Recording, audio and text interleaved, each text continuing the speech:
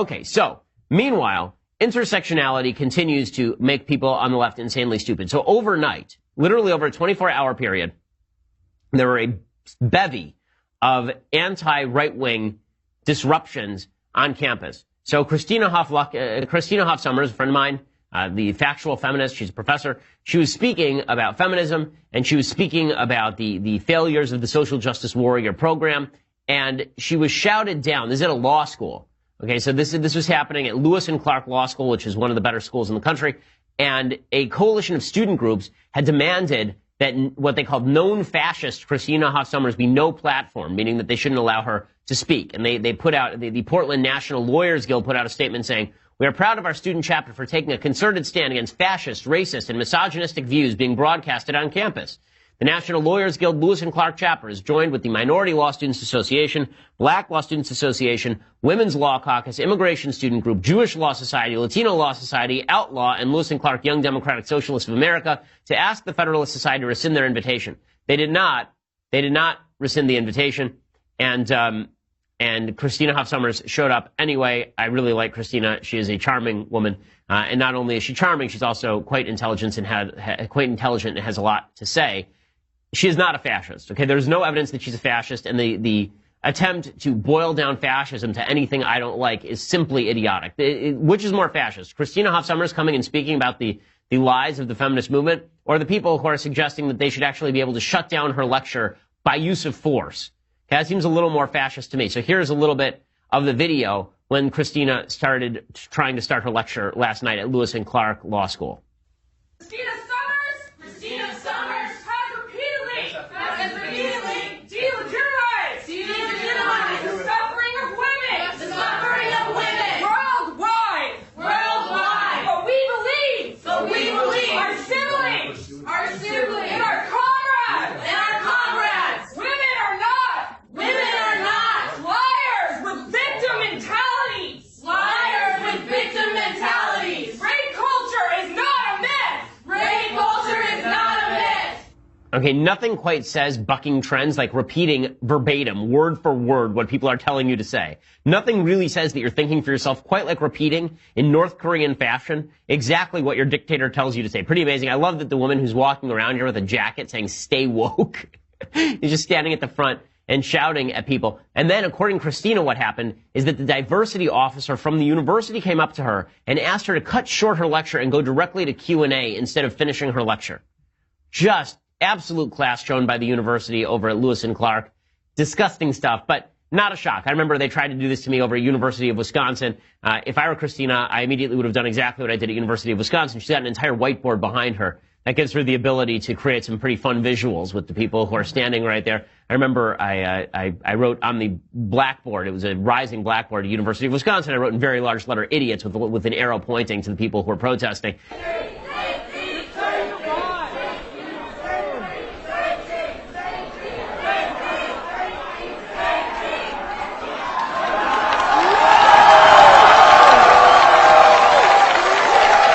And so that was in all the pictures, which is kind of funny. I would have recommended to Christina that she do that as well. It's asinine. But that wasn't the only place this was happening yesterday. So my friend Jordan Peterson, he was speaking over in Canada at, I'm trying to remember which university this was. And while he was speaking, it was Queen's University. And while he was speaking, people started banging on the windows, trying to shatter the windows at this church. I mean, it's happening in Grant Hall, I guess. I'm not sure if it was a church or if it was just a lecture hall. And people started banging on the windows, people attempting to stop the lecture. They were followed by a bunch of violent people afterward. Here's a little bit of the video from Jordan Peterson's lecture. Again, this is all happening in the same 48-hour period, just demonstrating to you how intersectionality has made the left completely insane. To kind of speak your mind while not sacrificing kind of, your future for that. Well, a couple of things that are very practical. Okay, so well done for the college. Where is their security? Why is security not removing those people? Why is security not preventing those people from disrupting the lecture? The answer is because security allows people to do all this sort of stuff because they don't want to be seen as repressive of the actual repressive forces. It's the same reason I get shuttled to satellite campuses at University of Minnesota. It's the reason they shut my lectures to the public at University of Connecticut and University of California, Los Angeles and University of California, Berkeley. It's the reason why we have trouble at every campus because the administrators are too chicken bleep to actually stand up to the violent people. Okay, and it's not just them. It's not just them. There was another case of this last night as well. It wasn't just Christina. It wasn't just Jordan Peterson. It was also Yaron Brook. So Yaron Brook is an objectivist, meaning that he is a devotee of Ayn Rand. I find his thought really interesting. He and I disagree about some things, obviously, because I'm not an objectivist. I think that Ayn Rand is great on economics and not great when it comes to extending her philosophy to personal relationships. But in any case, he was speaking at King's College, I guess, and he in Britain, and an Antifa mob showed up and shut him down. So here's what that looked like.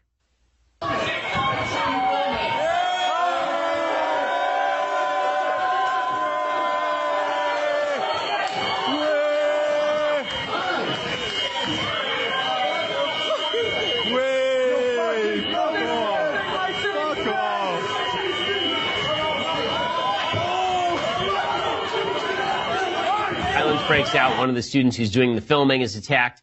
Just wonderful stuff. According to the Examiner, this is the London Examiner, I believe, the violent protests also broke out outside after around 200 students were turned away when King's College decided to prevent non-students from attending the event. Again, King's College did exactly what so many colleges have done to me. They've suggested that people should not be allowed to attend from the outside world. Students told the Examiner they believe King's College turned a blind eye to the Antifa members because they disagreed with the content of the speech, but they couldn't legally prevent Yaron Brook and Sargon of Akkad, who's kind of a YouTube figure, from speaking on campus. Students who waited outside the auditorium became enmeshed in a protest. The school knew was coming, and Antifa released smoke bombs and threw punches. Students were in the line of fire. One student told the news organization, quote, "I feel strongly the university caved into the Antifa protesters. They need to protect speech and not prevent people from joining peacefully. They changed criteria just 2.5 hours prior to the event, despite it having been scheduled for months. I'm very disappointed in an institution, a top university in the world, acting cowardly like this." Okay, but this has become obviously the thing the left does.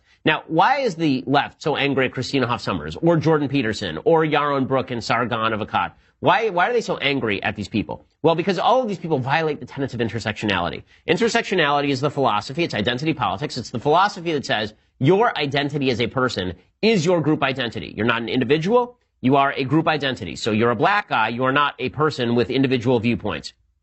And if you're a black guy, your viewpoint should be of the left, because otherwise you're not truly black. If you're a Jewish person, you must be of the left, because as we all know, Jews vote Democrat. And that means that if you're Jewish and you're not of the Democratic left, then you must not be a good representative of Judaism. You must not be a good Jew. And therefore, we rip away your intersectional identity. Okay, the foolishness of this is pretty obvious and pretty astonishing. But unfortunately, it has infused the entire left. It really has infused a large portion of the left. Identity politics predominating over meaningful discourse. As I say, one of my great irritations in life is this game that is played by folks in Hollywood and the entertainment community, where they make a bunch of content and they do it with politics explicitly in mind. And then if you respond to that, then it's you who are being oversensitive. So if you say that The Shape of Water, aka Grinding Nemo, a movie in which a woman has sex with a fish, but only after she is helped by a communist, a gay guy, and a black woman, and she herself is mute, she helps a fish escape to her bathtub where she has sex with it. If you say this may have some left leanings, if you say this may have some political messages, then you are saying, how dare you mention that it is a great piece of art? How dare you? Who do you think you are? Right? It doesn't matter. The people who have worked on the movie say it's political. It doesn't matter that critics have said it's political. It doesn't matter that viewers know it's political, because it's obviously political. If you point out that it's political, no. How dare you call it SJW Splash? You're oversensitive. You're ruining the art. Just terrible. If you mention They Call Me By Your Name, which won Best Original Screenplay or Best Adapted Screenplay last night. If you mention that that's a story about a 24-year-old dude seducing a 17-year-old dude, which means that the dude who he's seducing is underage, and that if you made that movie about a man and a woman, this would now be part of the Me Too movement. Or if you mention that if that guy who was 24 was named Kevin Spacey, he'd be banned from Hollywood for doing that in real life. No, how dare you? It's a beautiful love story that has no political agenda at all. None. No political agenda. If you mention that there are a slate of movies last night that were mediocre at best, but were praised to the skies because of the intersectionality of the people who made them. So, for example, Lady Bird, meh. Just a meh movie. It's as Sonny Bunch puts it correctly, it is a longish episode of Roseanne. Right? That if you say that, if you point out that Greta Gerwig's movie is like it's not the worst movie ever, but it's not the best movie ever, that's because you must hate women. If you don't pay attention to, if you think that Black Panther was like a good action movie, like a nice good action flick, but it wasn't the most important movie of all time. You are politicizing it, not the New York Times, which ran 1,000 think pieces about how it was the most important movie ever. Right? If you say it may not be the most important movie ever, then you are the problem and you're triggered. Because here's the deal, folks. I'm not angry about any of this. I'm not upset about any of this. I'm just pointing out the hypocrisy of people who overtly state that they are acting in political fashion. Then the minute you say, well, you know, I'm not really fond of politics being shoved in my face, they go, oh, clown nose on. No, we're just your jesters. We're just your entertainers. We're just here to entertain. So what really ripped the mask off last night is Jimmy Kimmel made a joke in the middle of the Oscars. First of all, of course, Jimmy Kimmel was asked back because now he is, as Guy Benson puts it, the Pope of Hollywood. He is the secular Pope. And Jimmy Kimmel, who somehow has elevated himself from staring at boobs on the Man Show and asking women to find out what's in his crotch with their faces, legitimately, right? He's moved on from that to being the Me Too, anti-gun, pro-Obamacare spokesperson for the left. So he was asked last night to do his routine, and his routine was predictably not funny in the slightest. So here's my honest take on the Oscars. I did not watch 1 minute of this live, and I was much happier for it. I watched the highlights later. Okay, so I'm taking some of this on faith that he wasn't good last night. I'm taking that from the critics and the ratings, which were abysmal. I'm taking it also from seeing clips of him because they're not funny.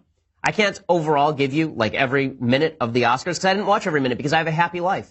And there's no reason why I, like most Americans, should have to suffer through this garbage. But in any case, Jimmy Kimmel rips the mask off of what Hollywood has been saying for years. But it's so funny. When Hollywood says things, we're allowed to take it seriously. But if we say it in the conservative movement, then we're bad. We're terrible. So here's what Jimmy Kimmel said last night. Of the 9 Best Picture nominees, only 2 of them made more than $100 million. But that's not the point.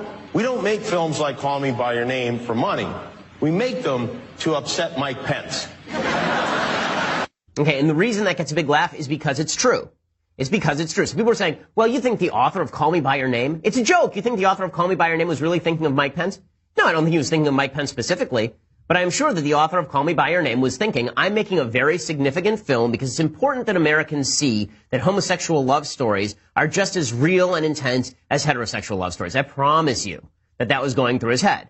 Because of course it was going through his head. You wouldn't expect anything else to go through the guy's head. Doesn't mean there's anything wrong with him. Doesn't mean there's anything wrong with his motive. But to suggest there's no political motive at all is silly. Now, when I did my book, Primetime Propaganda, in 2011, I went and I spoke to dozens, 100 people who are like the top creators in Hollywood, the people who created Friends, the people who created Soap, the people who created Golden Girls, the people who created America's Funniest Home Videos, like legitimately every show that was a top show from the 1950s all the way forward to the 2000s, I interviewed somebody from that show. And the message that I got from virtually everyone is, of course we put our politics in our films.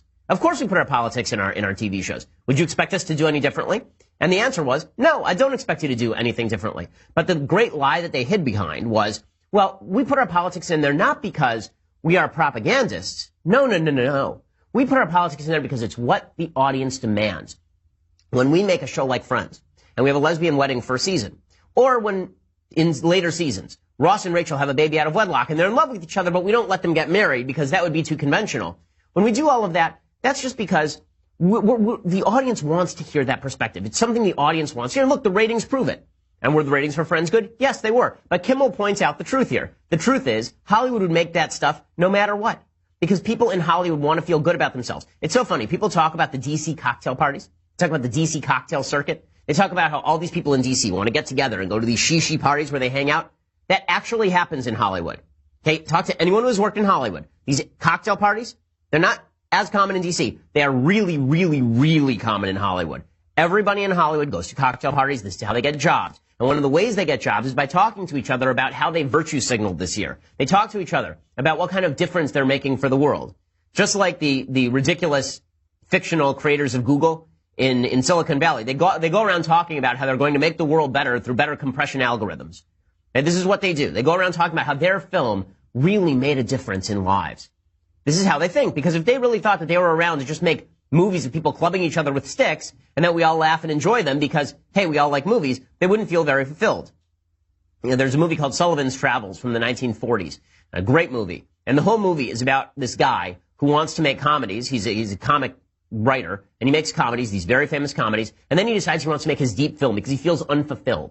He feels like he hasn't made his contribution to the arts. And so he goes out on the road as a homeless guy, And he experiences all sorts of craziness and suffering. All this terrible stuff happens to him. And he comes back and he realizes he ends up in a chain gang. And they showed these guys comedies at night, some of his comedies. And he realizes, that's me doing something for the world. That's something Hollywood folks do not understand.